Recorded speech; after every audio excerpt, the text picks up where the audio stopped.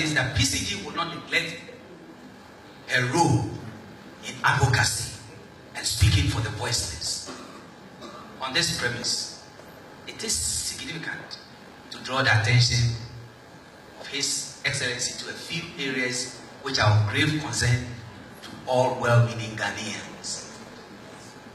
One, I state them without explanation. The squabble among leadership of the Electoral Commission is a worry to us. The emerging threats and challenges to peace and security, especially the news of mob actions, communal violence, or threats of violence in one part of the country or another. Unemployment and its related challenges in the country today, we believe strongly that the government is doing something about it. But we pray that serious and sustained efforts will be made to mitigate the challenges as soon as possible and to the glory of God. Mandatory vehicle towing levy. We want to urge the government, all people involved, to listen to the cry of her people and have a second look at this law. The president of Presbyterian University College made an important point that he wanted His Excellency to hear. And it has to do with certain challenges that private universities face.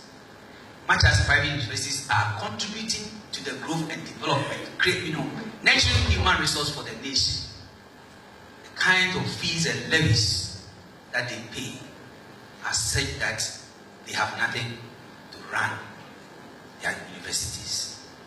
The other one that we pray, I'm sure this one goes for all other churches here that have schools, that have teachers.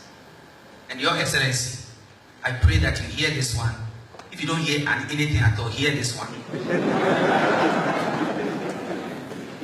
The government has placed ban on transfer of teachers. At this time, this is the time that generally we transfer ministers to their stations. There are ministers who are teachers. There are ministers whose spouses are teachers. As I'm speaking, some are moving from Eastern region to Long Ahafo, from Abba to Volta, everywhere, all over. Incidentally, it is said that spouses cannot move with them because of this embargo. As for this one, we pray that Your Excellency, if you don't hear anything at all. By the grace of God and with the generosity of the Ghanaian people, I am here today not as presidential candidate of the New Patriotic Party, but as President of the Republic.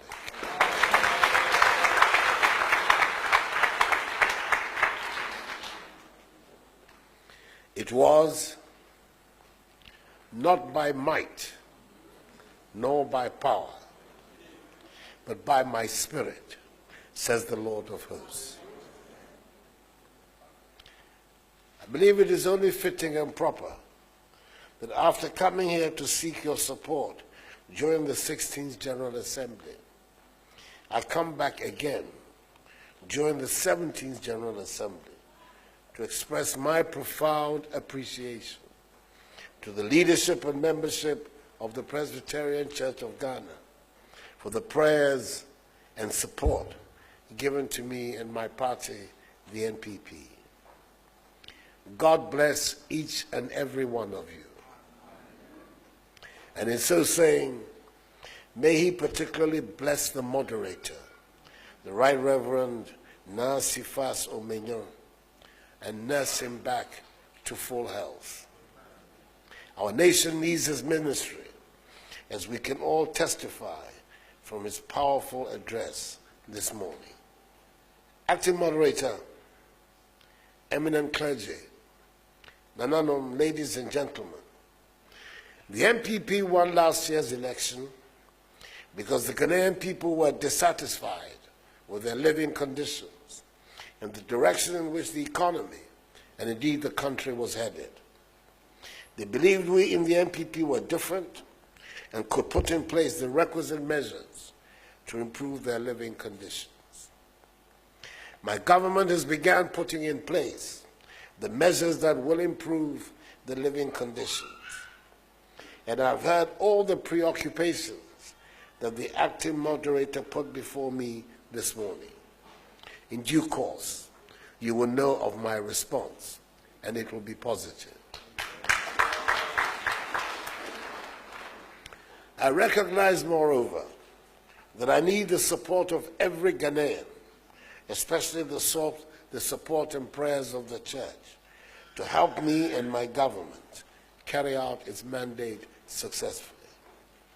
I am fortified in this by the Gospel of St. Matthew in chapter 19, verse 26, which reads, and I quote, "But Jesus looked at them and said to them, with men, this is impossible, but with God, all things are possible." Unquote. Acting moderator,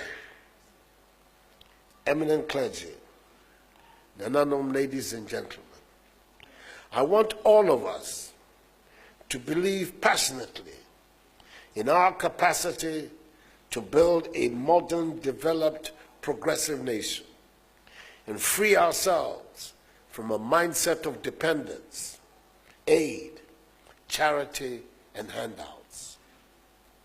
We can together build a new Ghanaian civilization where there's fair opportunity for all in health and education,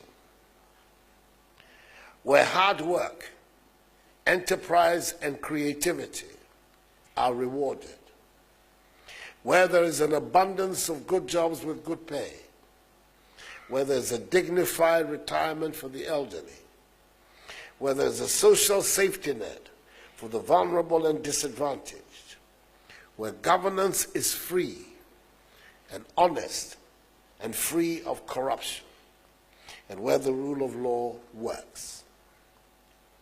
The founders of our nation chose the motto, freedom and justice, as our national motto because they envisaged us as a shining example to the black peoples of the world of what a free, dedicated, enterprising Ghanaian people can do to build a society the equal of anywhere on the face of the planet.